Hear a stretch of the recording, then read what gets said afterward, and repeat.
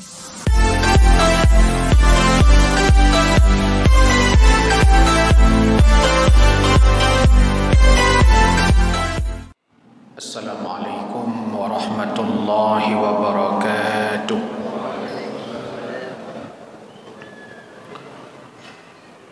Alhamdulillah, wassalatu wassalamu ala rasulillah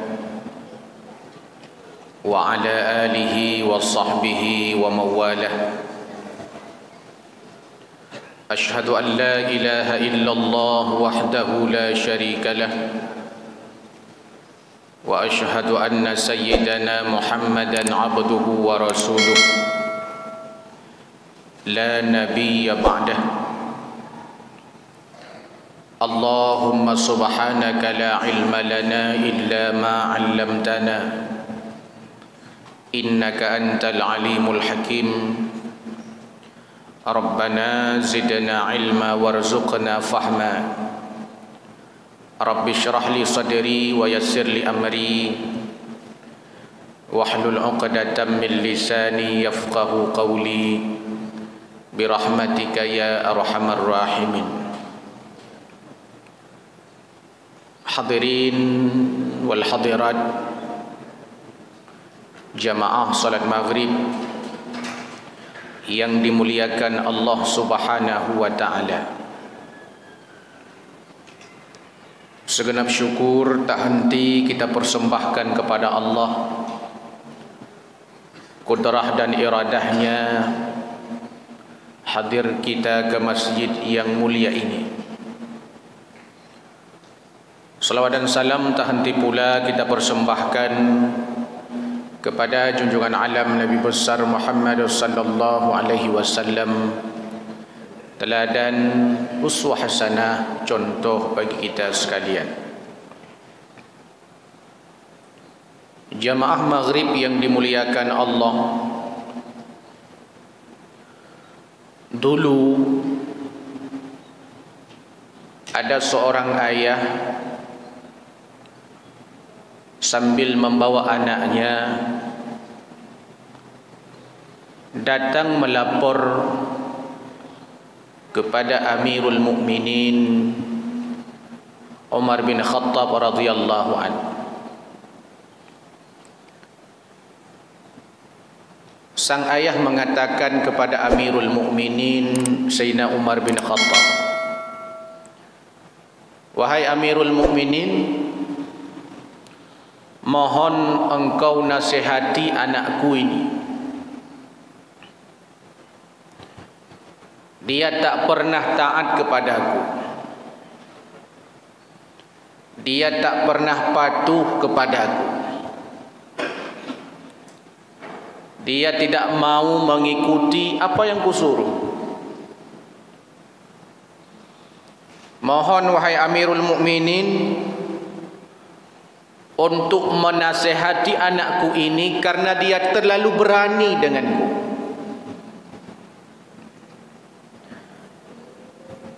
Lalu Umar bin Khattab menasihati anak tersebut,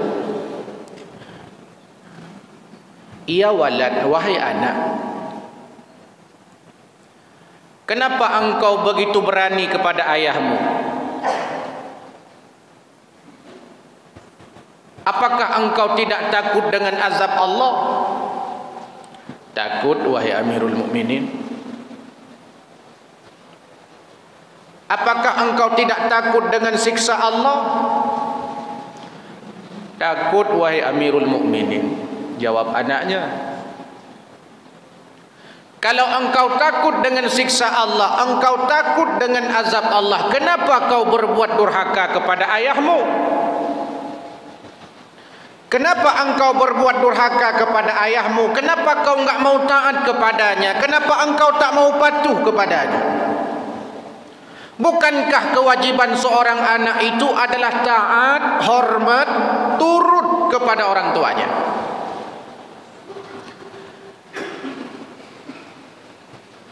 Lalu anak itu menjawab, "Wahai Amirul Mukminin,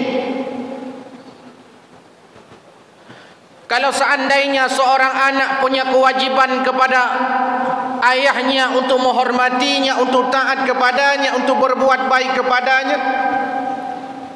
Kalau seandainya seorang ayah itu punya hak daripada anaknya, akan tetapi yang menjadi pertanyaan, wahai Amirul Mukminin, apakah seorang anak tidak punya hak dari ayahnya? Apakah seorang ayah tidak perlu berbuat baik kepada anaknya? Lalu Umar bin Khattab mengatakan, harus. Seorang ayah punya hak, punya kewajiban kepada anaknya. Kewajiban pertama seorang ayah kepada anak adalah mencari ibu yang baik baginya. Yang kedua, memberi nama yang baik untuknya. Yang ketiga, mengajarkan Al-Quran kepadanya. Lalu anak ini menimpali jawaban Sayyidina Umar bin Khattab, wahai Amirul Mukminin, apa yang kau sebutkan itu tak pernah dilakukan oleh ayahku. Dia tak pernah memberikan kepadaku ibu yang baik. Dia tak pernah memberikan kepadaku nama yang baik. Dia tak pernah mengajarkanku sepotong ayat pun tentang Al-Quran. Murka Umar bin Khattab ini lalu mengatakan kepada ayah itu, wahai ayah, kau sudah durhaka kepada anakmu. Pulang sana. Pulang, kau berbuat baik kepada anakmu. Untung anakmu hanya tidak mau taat kepadamu. Coba kalau seandainya anak itu memukulmu, itu pun karena kesalahanmu. Maka Nabi dalam satu riwayat itu menyebutkan bahawa haqqul walad 'alal walid salasatu asya. Hak anak dari orang tuanya 3 perkara. Artinya kewajiban orang tua kepada anaknya 3. Dan ini hak anak yang harus ditunaikan oleh orang tuanya. Hak pertama seorang anak dari ayahnya, dari orang tuanya, ayyuhassina ismahu iza walada, memberikan kepadanya nama yang baik. Iza walada, bila ia lahir. Lahir seorang anak, hak pertama bagi anak itu adalah mendapatkan nama yang baik dari orang tuanya. Maka Imam Nawawi itu sampai menulis khusus bab pemberian nama anak. Kenapa? Karena memberi nama anak adalah salah satu hak anak yang perlu ditunaikan oleh ayah, oleh orang tua kepada anak. Dalam riwayat yang lain disebutkan, diperintahkan kepada setiap orang tua tasmiyatul maulud, memberi nama anak dengan nama yang baik.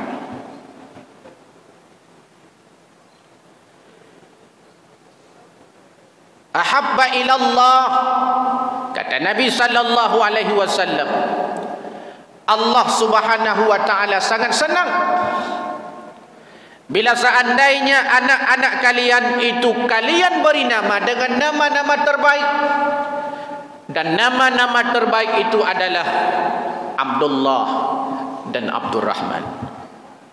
Nama-nama yang baik adalah nama yang dinisbahkan kepada Allah. Abdullah, Abdurrahman, Abdurrahim, Abdul Aziz, Abdul Jabbar, Abdul Salam, dan seterusnya.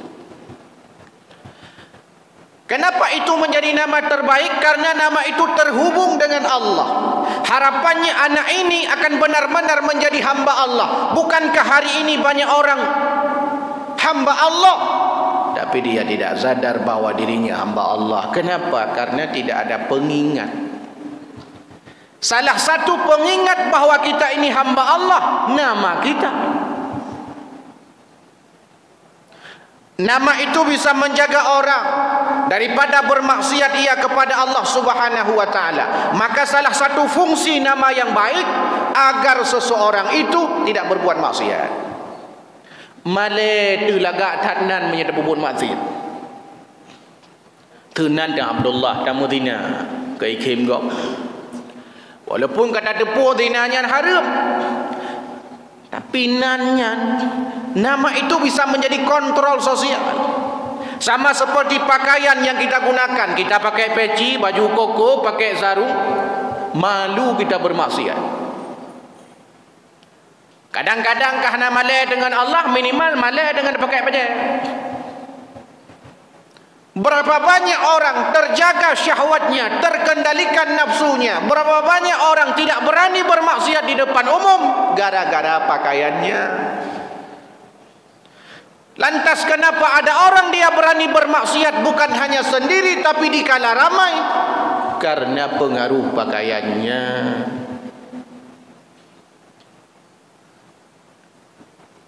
Pakaian itu karakter kita yang bisa menjaga kita. Termasuk nama. Nama itu bisa menjadi self control. Bagaimana seseorang itu bisa menjaga diri dengan nama itu. Dalam konteks yang lebih jauh dalam psikologi Islam, nama itu bukan hanya sekedar nama. Maka dulu kan ada orang mengatakan, apalah arti sebuah nama? Oh, banyak sekali arti sebuah nama, kecuali nama yang enggak ada arti. Hantu, ya ada arti.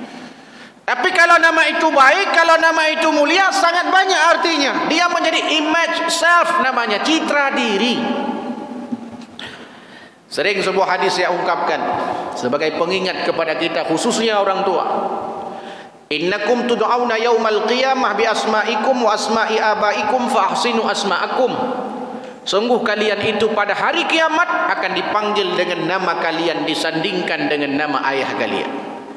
Nama saya Adnan, ayah Muhammad Yahya. Nanti di akhirat akan dipanggil dengan nama itu, disandingkan dengan nama ayah kita. Maka kata Nabi, fa ahsinu asma'akum. Perbaguslah nama kalian. Bukankah juga Rasul pernah mengganti nama-nama para sahabat yang tidak baik? Dulu namanya Abdul Uzza diganti oleh Nabi SAW menjadi Abdul Rahman, menjadi Abdullah, menjadi Abdul Razak. Dulu nama-namanya nama-nama buruk, nama-nama yang menisbahkan kepada berhala. Diganti oleh Nabi SAW dengan nama-nama Islam, dengan nama-nama mulia. Bahkan Zainab itu bukan nama asli. Dulu namanya Burrah. Karena sering sakit-sakitan diganti oleh Nabi jadi Zainab. Makanya kalau anak kita sering sakit, sunat ganti nama. Maka tipluh go ganto mentang sakit, nyan kan salah nan, draw yang penyakit. Karena ada anak dia sakit gara-gara nama. Dianjurkan nama itu untuk diganti. Ini tanggung jawab orang tua. Maka jihanu tanya bete abuh nan yang kongkon, bet mentang-mentang modern kata abuh pu yang galak tu. Dulu Abu Talhah ketika lahir anaknya, dia datang kepada Nabi. Ketika anak itu datang kepada Nabi, dibawa kepada Nabi, maka diambil oleh Nabi, diletakkan anak itu dalam pangkuan Nabi, diambil kurma oleh Nabi, dikunyah oleh Nabi, lalu dimasukkan kepada anak Abu Talhah itu. Bahasa sekarang pecicap. Setelah itu diberi nama oleh Nabi SAW. Kau berikan kepada dia bayi ini namanya Abdullah. Itu yang dilakukan oleh Nabi. Jangan sampai anak kita beri nama dengan nama-nama yang kita lihat di Google, tidak ada maknanya, enggak ada manfaatnya.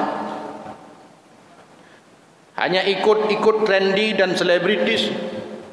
Si nama anak Tiger nanul. Tiger yang kerimu.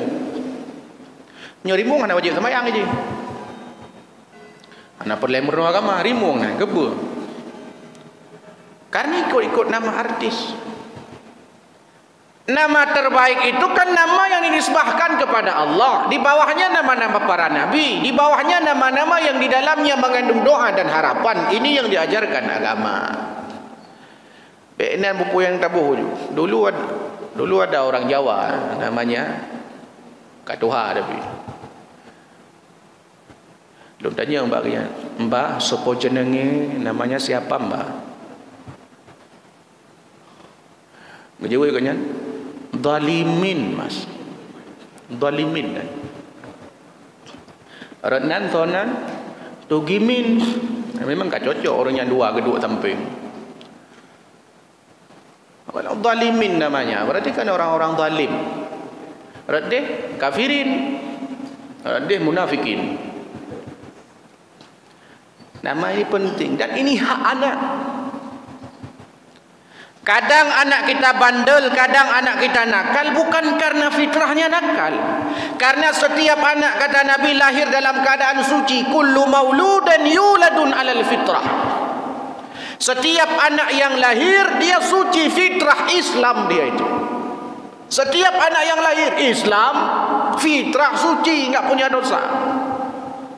Fa abawahu yuhawidanihi au yunassiranihi au yumajjisanihi. Orang tuanya lah yang membuat dia Yahudi, orang tuanya lah yang membuat dia Nasrani, orang tuanya lah yang membuat dia Majusi. Artinya orang tuanya lah yang membuat dia bermaksiat kepada Allah. Salah satunya adalah tidak memberikan kepadanya nama yang baik. Itu pertama. Yang kedua, kata Nabi, hak anak daripada orang tuanya adalah wa yu'allimuhumul kitab. Mengajarkan kepada anak itu Al-Quran. Lebih jauh daripada itu, mengajarkan kepada anak itu ilmu agama. Itu hak mereka, Pak. Anak kita mendapatkan pendidikan agama, itu hak mereka. Zalim kalau ada orang tua tidak memberikan hak itu kepada anak, malah yang bukan haknya diberikan. Pendidikan agama tak pernah kita berikan, tapi bahasa Inggris kita leskan, bahasa Cina kita leskan, bahasa Mandarin kita leskan. Begitu peka, begitu peduli kepada anak kita yang enggak bisa matematika, enggak paham fisika, enggak paham kimia, tapi enggak paham baca Quran, enggak bisa ilmu agama. Banyak orang tua enggak peka. Sekarang malah anak kita itu ketika dia rajin mengaji, azai ujian bacut ke pegah leyah baik kaja ke ule ke hana ke depu agaknya menyai rumah hana ya pun lebih parah halam tak ke ule kalau napi, kalau internet, kalau TV. Rupanya kadang-kadang orang tua yang mencegah anak itu. Wa yu'allimuhumul kitab, mengajarkan kepada anak-anak itu ilmu agama Al-Quran. Saya akan sering sampaikan, Bapak Ibu, apalagi kita yang muda-muda atau bapak-bapak yang sudah jadi kakek-kakek punya cucu, ini perlu disampaikan kepada cucu-cucunya. Jangan sampai anak itu bisa baca Quran, kenal huruf hijaiyah, paham abjad ABC dari gurunya. Mestinya itu kan dia kenal huruf hijaiyah itu dari ayahnya, kenal huruf abjad A, B, C, D, E dari mamanya. Sehingga nanti tinggal masukkan dia ke balai, masukkan dia ke lembaga-lembaga pendidikan agama.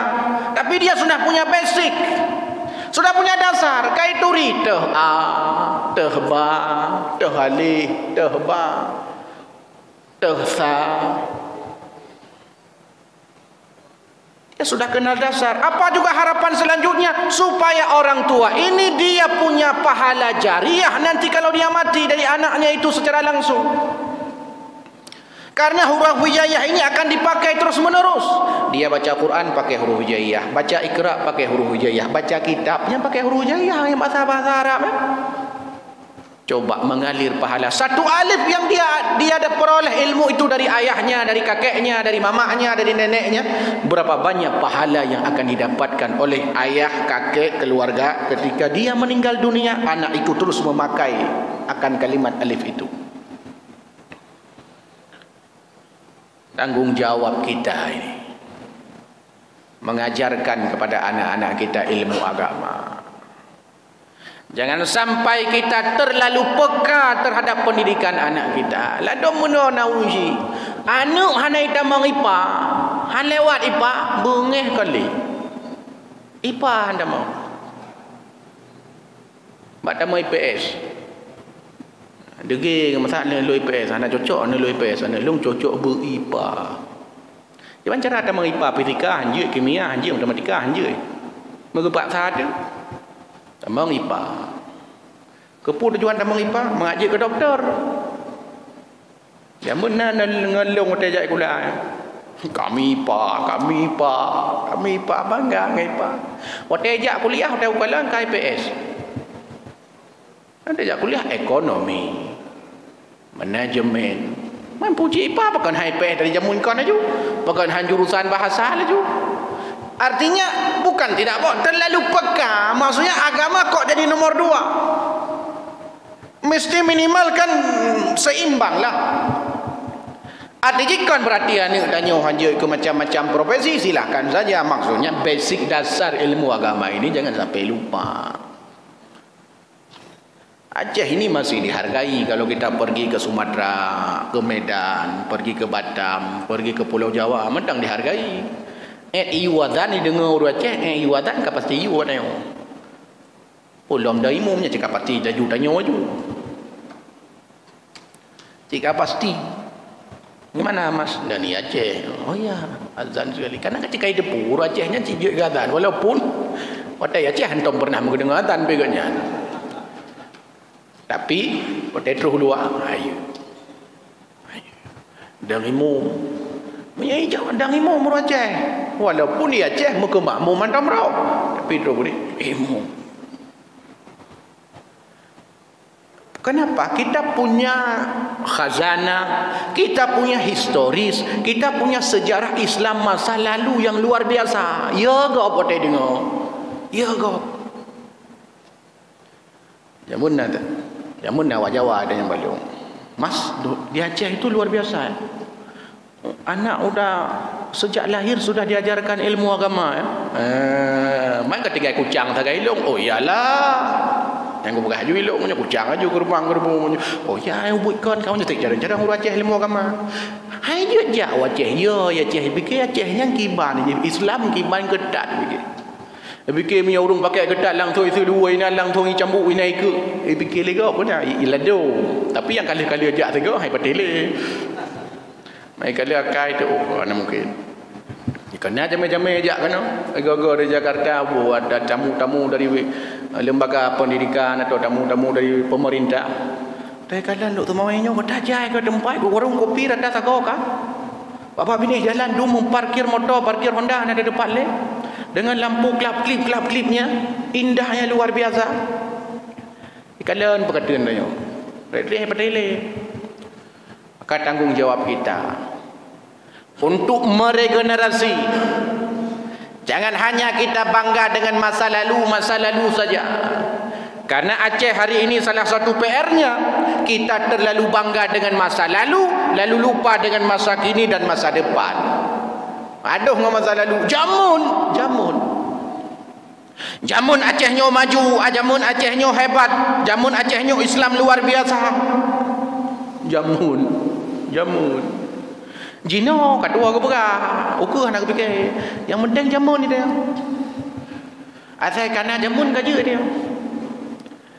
Lagi urung nak hati anak ke berah bana ke hanya kamu jamun anak ke. Jamun anak ke. Jino kana. Ini kan PR kita ini. Maka hak anak yang harus diberikan oleh orang tua adalah wa yu'allimuhul kitab, ajarkan ia pendidikan agama. Itu hak. Zalim kita sebagai ayah, kita telah menganiaya anak sebagai seorang keluarga bila seandainya anak itu jauh daripada pendidikan agama. Kasusnya nanti seperti kasus yang saya ceritakan di awal ceramah tadi itu. Seperti kasus Umar mikul dia anu tu. Kata lapor dia pegah anak ro kutik badan, anak ro kana. Kiban han badat mak ilmu agama tan. Menya anak nak ilmu agama hana mungkin lagi. Menya anak nak ilmu agama hana mungkin ni lagi punya kasus seorang ayah menjumpai Umar bin Khattab mungkin. Tapi karena anaknya hana ilmu agama, karena anaknya hantam pernah mempelajari etika, karena anaknya hantam pernah nak ilmu adab, sehingga hana adab dengan mai, wate hana adab dengan iya, wate hana adab dengan mak, hana adab dengan iya, hana adab dengan urulingka. Hana adab dengan tetangga, wate hana adab dengan tetangga, hana adab dengan gurai, hana adab dengan gurai, hana adab dengan masyarakat. Udah dalam masyarakat hana adab, jadi sampah masyarakat. Degegap bantaboh. Bantaboh kampung. Puji ilmu, urang na ilmu adab. Maka salah satu pendidikan itu memang transfer adab. Supaya anak dan yang adab. Ini kalau ni, malah dong baik tadi. Atau baik SMP. Atau bapak sekolah. Apa ni umim tu? Mak ada syang orang Tuhan tu. Lagi mak ada syang serah terima kepala kuliah. Nganggurai mak ada syang. Han pati, cina tu. Ladom ke kepala kuliah. Kon ustaz ihoi. Kon bapak ihoi. Om ihoi. Om. Baik gurai kepala. Kon cara api. Om ihoi. Puji hana itu oleh cara ihoi. Ulah mana anak-anak lawi nyo yang gadget yang HP baca roh tapi mereka tidak komunikatif.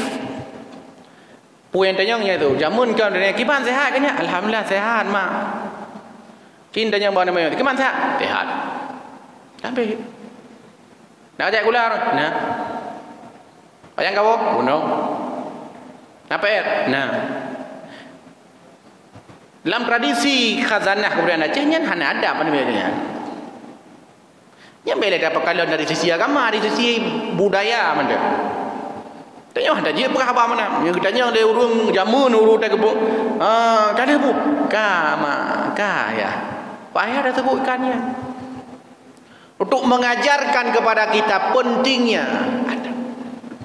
Pentingnya akhlak, pentingnya pendidikan agama kepada anak dan itu hak mereka.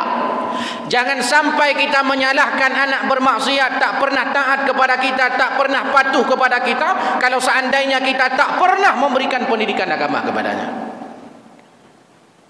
Kasus banyak. Kadang-kadang orang tua enggak peduli dengan anaknya. Seseorang pernah protes kepada seorang ustaz. Nanti orang si, aku protes pada dengku. Hai dengku, anak lon kasih ton kaya empat pada lembaga pendidikannya, apakah hanya je baca Quran? No? Kasih ton kah? Tidun kan nelong yang pak lembaga pendidikannya pakan hanya baca Quran lawan nelong. Jawab beliau ustaznya. Mbak long baru tidun hanya baca Quran. Mbak drone apa dintun kah? Dah ada pun jawab. Rupanya trip bagaknya dengan mbak ustaznya. Marah kita masuk. Wa yu'allimuhul kitab. Yang ketiga, hak anak yang harus diberikan oleh orang tuanya, oleh ayah adalah wa yuzawwijuhu iza adraka. Menikahkan mereka bila mereka telah dewasa. Nyan hak anak. Bila dia sudah baligh, bila dia sudah matang emosinya, bila dia sudah cukup usia, bila dia sudah ada pendidikan agama, nikahkanlah mereka. Apalagi anak-anak perempuan.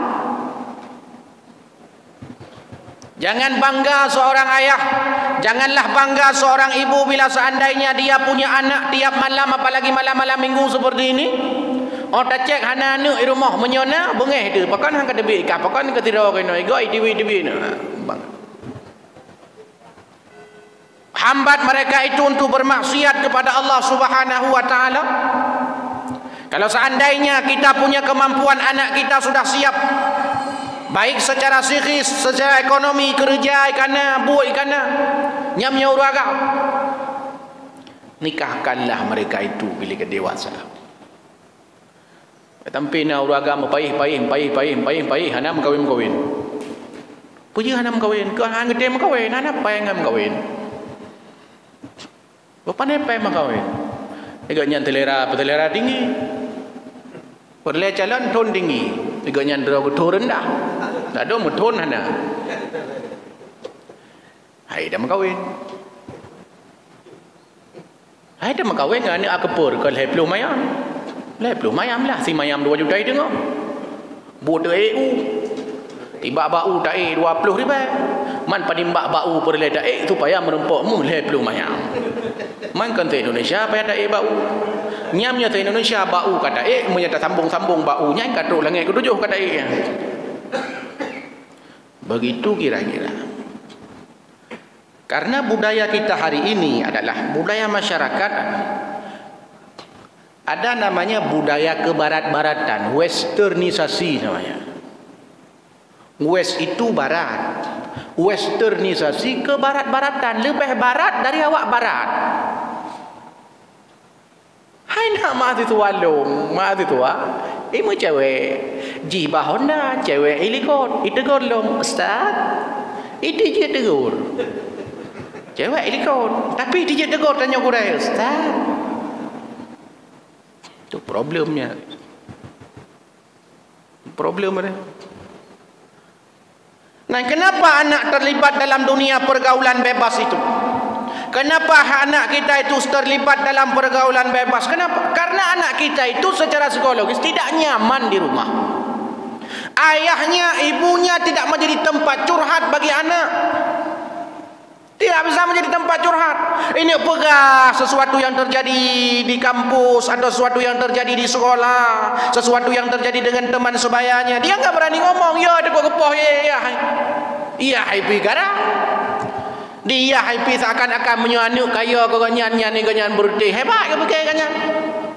Padahal anak ini ketika tidak nyaman di rumah, dia akan cari warung kopi, menyana ne draw anu, ane ketanya, hidup warung kopi hanai wow. Nya hana nyaman di rumah tunggu.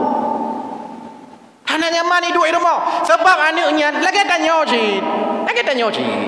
Itanya pakan tawa kerjaan tawa laju rumah. Tawa kerjaan tawa laju rumah, tak tempiah warung kopi papa 12 malam tu tawa. Padahal tak hana tawa dalam teput. Hai dah duduk di rumah. Pak dah duduk di rumah, main rumah ni pelet. Hantu di rumah. Han tahu. Tapi bahkan orang ladum jarang tak kedua orang kopi yang langka kau hana kedua nah tapi langka kedua. Orang dengan empat dia ni tengah di rumah. Empat ni tak ada telefon ni kau empat ni di rumah. Empat di rumah. Nya sampai hira enggak pakai rumah sampai ron ni. Hana debit. Hai nak aku debit kebetulan orang telefon ni ron sampai rumah. Bejut karena lagi rumah. Bejut lagi rumah. Karena nyaman di rumah. Menyasa andai jihana nyaman di rumah, pastilah tanya han mungkin le di rumah. Dia telefon lagi pana orang kopi. Tengok ada pana orang kopi, telefon bengah apa? Orang kopi. Caurah orang kopi, malam kopi. Dua malam pana orang kopi. Nya hana nyaman di rumah. Maka jima ino ke perle rumah salehah kinan.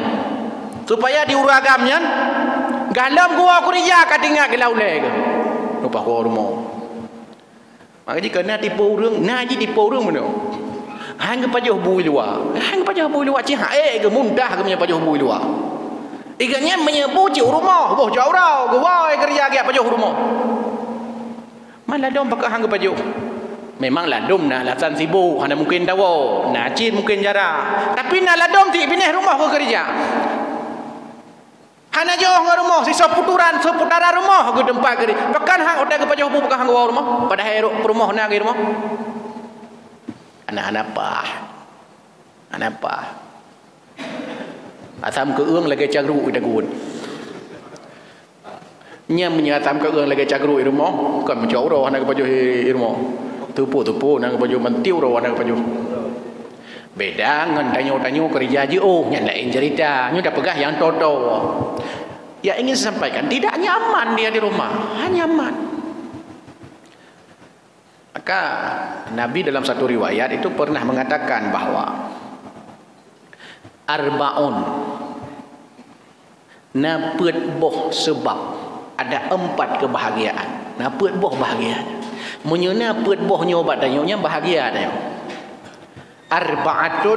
Arba'un minas sa'adati. Ada 4 kebahagiaan itu. Kebahagiaan pertama kata Nabi, zaujatuhu salihah, istrinya salihah. Yang kedua, wa auladuhu abraran, anaknya itu baik. Yang ketiga, wa khalatuhu salihin, dia bergaul dengan orang-orang saleh. Yang keempat adalah rizquhu fi baladihi, dia bekerja di daerahnya. Yang kebahagiaan. Na perumah tu salehah, anu tegak-gak akai, ngon tanya urung-urung malam tengku-tengku urung nai limai. Kerja ke tanya thit, totong rumah ina, yang paling bahagia. Maka kan ada orang mengatakan hujan batu di negeri sendiri yang lebih indah daripada hujan emas di negeri orang. Pejut karena tanya ino na keluarga, otak kerja ino kampung di desa di tempat tinggal kita nyoto dengan keluarga, bukankah itu kebahagiaan? Nyan contoh long bandingkan, bila seandainya kita tidak nyaman di rumah, lalu lantas kita tidak mau pulang ke rumah tanpa alasan, padahal dia tidak ada pekerjaan di luar rumah, tidak ada kegiatan di luar rumah, tapi tidak mau pulang ke rumah, itu artinya seorang suami, seorang ayah tidak nyaman di rumah. Begitu juga anak kita. Anak kita bila dia tidak mau pulang ke rumah, itu artinya tidak nyaman di rumah. Ada beberapa orang tua, ada kasusnya, lapor kepada saya. Urung lu mau izin, main kampung aja dah pegah. Lapor, anaknya sering lari, ipulung rumah tapi. Katanya yang solusi. Di pancara yang ustaz ni yang tu payah bawa rumah. Kau anaknya tu payah bawa rumah. Ayah, imai, baik lagi nyale. Itu yang perlu diubah. Ayahnya, ibunya, keluarganya yang perlu dirubah. Supaya anak ini mau pulang ke rumah. Jangan sampai anak kita lebih senang dia tidur di tempat kawannya, di tetangganya, di tempat keluarganya, daripada pulang ke rumahnya sendiri. Hai je wahana nyaman. Yang lebih parah adalah anak ketika tidak nyaman di rumah, dia akan mencari kenyamanan di tempat lain. Disitulah puncak terjadinya pergaulan bebas. Buka penelitian-penelitian apa sebabnya orang kena narkoba itu. Pujuknya orang kena narkoba, free sex macam-macam. Salah satu sebabnya karena mereka tidak nyaman di rumah, lalu mencari kenyamanan di luar rumah. Tidak punya tempat curhat di rumah, lalu menjadi tempat curhat di tempat yang lain. Minta tempat curhat, minta tangan, minta cowok di bahasa adanya. Yang kecil tempat curhat dengar-dengar minta, dai cowoknya pihana solusi cik. Karena orang punya kena curhat secara psikologis saja hendak perlu jawaban. Dengar-dengar mentang kaji ke solusi bagi kenyan. Tena orang curhat padanya, anak dia curhat atau perumah dia curhat atau nya dengar mentang. Nya dah dengar lah, dah mai dah dengar memang kan. Nya punya secara konseling ye dengar mentang. Oh oh ya, ilung pina cik jamu ni kan. Oh, mau belah minit tiga. Nyo. Nyan solusi bagi dia ni. Solusi bagi. Oh ya. Yang ke ilung mana? Oh, nyan menat mentang hanya mencari tempat mendengar. Nyokan dia. Em dah dengar piano mi pegang mengejar. Aduk apa apa yang kau ni tu? Aduk pegang yang kau ya. Itu menjadi mendengar itu memberikan kenyamanan kepada anak khususnya. Maka ketika anak itu tidak nyaman di rumah, akan cari pergaulan yang lain di luar rumah, dan itu sangat berbahaya. Cina putar lu semua tiga ke kan tering dua delat tiga ke kan dua orang kopi pukul 12 malam kan. Cina putar lu semua. Ben dua rumah haju. Putar we kalau buat kedai kopi kan ni mudah tu. Ada anak muda, anak min babak warnet. Anak min tu, mana anak min? Anak remaja tanggung. Dia remaja tanggung lah miji. Anak raya ilo. Hai anak SMP SMA. Yang gawat modelnya karena fenomena lambat tanya ino. Sebenarnya fenomena Jawa dia kata kena model dong berjalan ke motor. Bergaru-garu lagi ke motor. Bapak lampu merah. Anemi remaja-remaja tanggung. Pertanyaan, apakah mereka tidak punya orang tua? Oh, enggak ada lagi orang tua. Apakah mereka enggak punya keluarga? Sedih tak kadang kan? Masa anak-anak BBO minta terkah jadi gelandangan pengemis. Ini bayangkan kira orang tunggu. Pemerintah hokai lainnya data lagi yang puhana gitu pu. Dinas sosial ho. Pu sosial lagi kan? Pu betul-betul dinas sosial. Kenapa enggak digarap ni? Oh mai, kalau kamu hoi tunggu kai peluang lam. Oh menggarap lam. Sedih dah kalau nenek mi. Ah, nenek mi tak tahu pi. Alaikum kau je. Belum bu tu bo. Nah pernah merupakan belum bu tu bo. Muka cok je pai. Cok bu. Leh lu nampak bu ni lu jauh lain ni lu. Rempak pada orang lain. Belum bu tu bo. Hai pu belum bu tu bo pun kali ku belum kai deh. Odron ya. Ibnu ayu rupanya salah. Nyam bandingkan kepubu sampai-sampai. Kepubu titi malam mati urang. Gerkah baju. Ini daerah Mozi dia kan, daerah Cundan. Peng keluar peng. Hawa aku, putra hawa aku, rujak. 4 peng, ya belajar rujak. Nyan lừa tajak tanya. Ha tajak dia tajak, nyan menyetalum je. Ijak motol elo, lihat belajar rujaknya, ijak motol elo. Mi peng keluar peng, hawa aku rujak. Aku bukan muka rujak ero kele. Itu jadi persoalan. Sedih dah kalau anak mi. Dah kalau anak Aceh, mereka bahasa Aceh cukup lancar bahasa Aceh dia tu menak je. Khas ayu. Dia yang nak ajak gula nah. Pai de. Nyan nak mau gula nak depan pi dia yang tapi dia kan nak gulanya pas nak depan ke tanggo ju. Nak kayak abun nah. Ya dia malam wajib baca Quran tiga baca Fatihah. Ha je aku. Mana kayak abun? Abun nak baca Fatihah tiga. Ha je aku. Malai aku. Iya. Nya ni urut Aceh. Tak dia tapi tajuk terkah dia. Nya ada tajuk terkah. Kon hana god. Cik hana god. Tajuk tengok jalan. Long pernah long tawarkan kepada anak ni gini. Hanya kena kajak kadu le, pajo bu le. Le pajo bu dia nak kajak gula na. Nak kaya abut na. Nak betul ke bukan? Pujian mudah-mudah terkah mana peng. Hai. Ikah katinggai hidayah mendang je. Katinggai panti mendang je. Katinggai lembaga-lembaga pendidikan mendang je. Pak pesantren nyo gratis pre. Peng-peng ibi, peng-peng jajan ibi katep. Aku tem nunggu. Pujian hanya minta terkah le dia nunggu. Berarti memang profesi minta terkah. Ada bab Facebooknya iji kena Facebook ni. Bak aku ni pekerjaan mencari terkah. Yang PR ni. Maka hadirin yang dimuliakan Allah Subhanahu wa taala. Saya ingin berpesan kepada diri pribadi dan kepada kita semua bahawa mesti sadar betul kepada anak kita. Maka bukan hanya anak yang punya kewajiban untuk hormat. Bukan hanya anak yang punya kewajiban untuk memenuhi hak-hak orang tuanya. Tapi orang tua juga punya kewajiban untuk memenuhi hak-hak anaknya. Bukan hanya anak yang durhaka kepada orang tuanya. Orang tua juga bisa zalim kepada anak-anaknya. Ini yang mesti kita sadari. Semakin semoga ke depan anak-anak kita, generasi-generasi kita ke depan adalah generasi-generasi yang kuat iman, dan ini perlu kita perhatikan sebagaimana Allah Subhanahu wa taala mengingatkan kita, wal yakhshal ladzina law taraku min khalfihim dhurriyyatan dhi'afa khafu 'alaihim falyattaqullah wal yaqulu qawlan sadida. Amin ya rabbal alamin. Subhanakallahumma bihamdik asyhadu an la ilaha illa anta astaghfiruka wa atubu ilaik. Lebih dan kurang saya mohon maaf. Hadanallah wa iyyakum ajmain. Wassalamualaikum warahmatullahi wabarakatuh.